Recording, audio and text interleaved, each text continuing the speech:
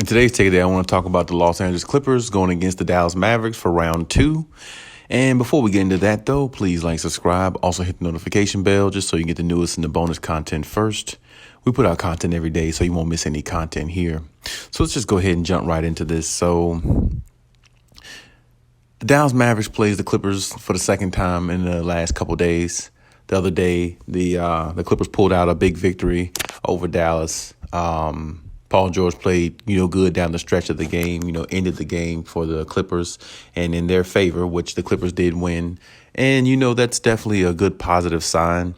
It's, just that the Clippers have to be able to, carry that same energy on the road, just as I said, and many other NBA fans, Clippers fans said the same thing.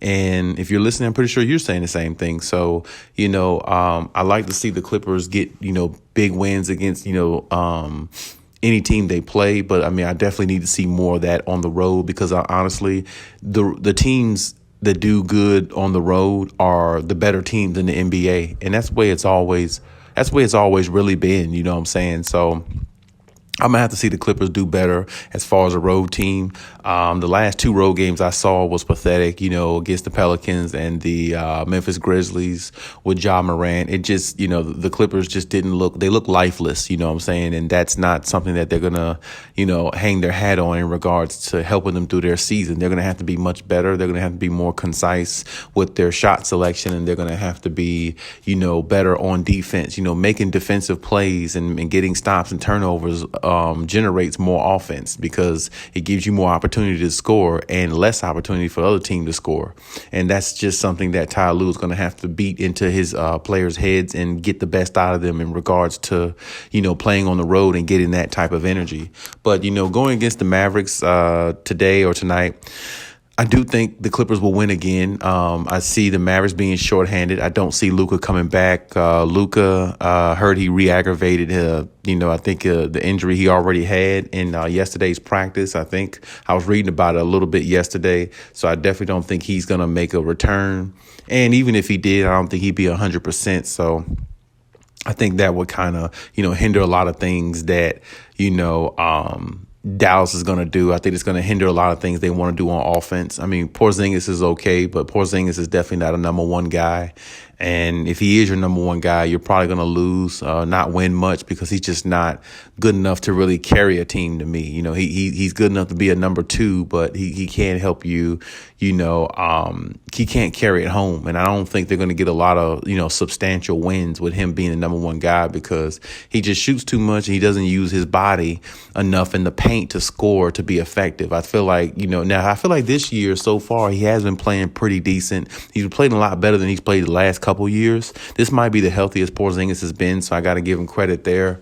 I know he's averaging over 20 points a game, shooting like 45 plus percent somewhere in there. But, I don't think it's enough. Jalen Brunson, I think he's one of those, tricky type guys, man. That's the one guy I feel like that kills the Clippers every time he plays them, him and Tim Hardaway Jr. You know what I'm saying? Those 2 players are the ones that the Clippers are going to have to keep eyes on because for some reason those 2 players just get the best of the Clippers every time, no matter who's on the floor either. They just find a way to, get their points and not be fazed by anything the Clippers do. So I definitely need the Clippers to keep eyes on them. Don't let neither one of those players have a 25-plus point game. Both of them are very capable, but if they have a 25-plus point game with Porzingis having a 25-plus point game, then the Clippers might, have an issue because you have somebody that doesn't usually score that amount of points giving you that type of production. And if they're shooting a high percentage doing it, well, the Clippers might,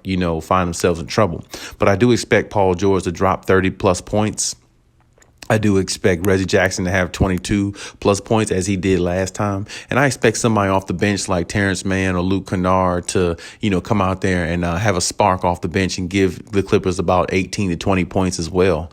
And like I said, that third score is what the Clippers always are going to need. They're going to need that third scorer to come there at all times. It can't just be Paul George and Reggie Jackson. It's got to be a third person that they can rely on that can give them that scoring. Now, of course, Nicholas Batum, to me, would be that third key type type guy, even though his point total is not always the highest. But Nicholas Batum is definitely, to me, on the court, he has one of, if not the highest basketball IQ on the basketball court. I don't think nobody on the basketball court has a higher IQ than Nicholas Batum, maybe besides Serge Ibaka. I will say that. Besides Serge Ibaka, nobody on the Clippers have a higher basketball IQ than Nicholas Batum besides Serge Ibaka. That's just the way it is. Nicholas Batum is he's clutch. He hits big shots.